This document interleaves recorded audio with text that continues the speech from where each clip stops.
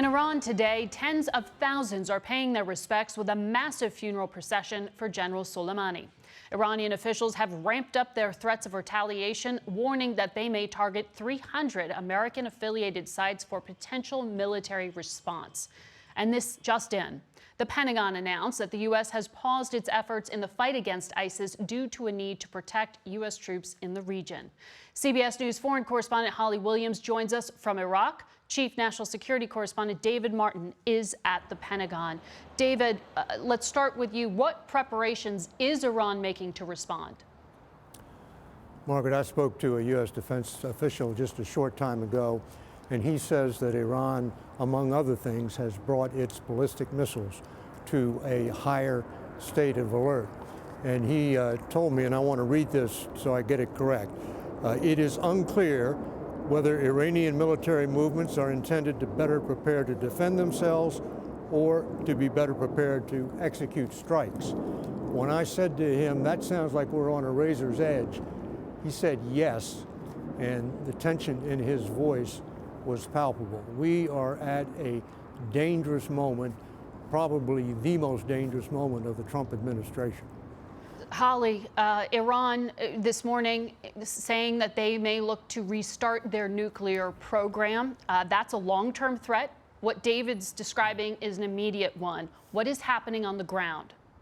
Well, Margaret, people in this part of the world are bracing for something. Iran has made it crystal clear that it wants revenge, but of course we cannot know how or when that might happen. The U.S. military here in Iraq is on high alert. We've already had 2 rocket attacks yesterday close to Iraqi military bases where U.S. personnel are also working. And Kataib Hezbollah, that's an Iraqi militia group that has backing from Iran. It has warned Iraqi government security forces to stay away from U.S. military bases here in Iraq beginning this evening. Also today, Iraq's parliament is holding an emergency session where pro-Iranian lawmakers are calling for the roughly 5,000 U.S. troops based here in Iraq to be ordered out of the country. David, Qasem Soleimani crafted this playbook of using proxy forces to do Iran's dirty work outside the country. But what you're describing is the state of Iran itself preparing to take action. What is the U.S. preparing for? Well, you saw the president's tweets. He said that if Iran attacks Americans or American assets, they have identified 52 targets. That number 52 apparently represents 1 for each hostage taken when a mob stormed the U.S. embassy in Tehran nearly 40 years ago. And he also said they would include high-level targets, presumably he meant leadership targets, and targets that are important to Iranian culture. Now, in most military operations, cultural targets are off limits. So this was a very extraordinary threat from the President of the United States. Holly, Qasem Soleimani directed mass murder. Are there people in the region who are actually celebrating?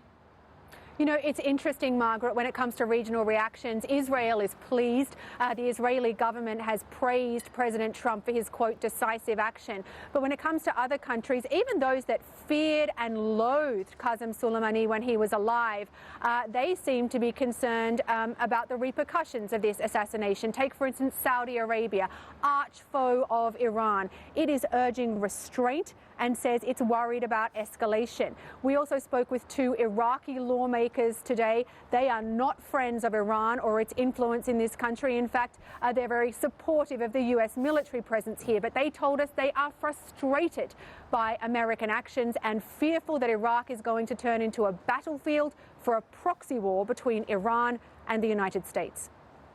Holly and David, thank you.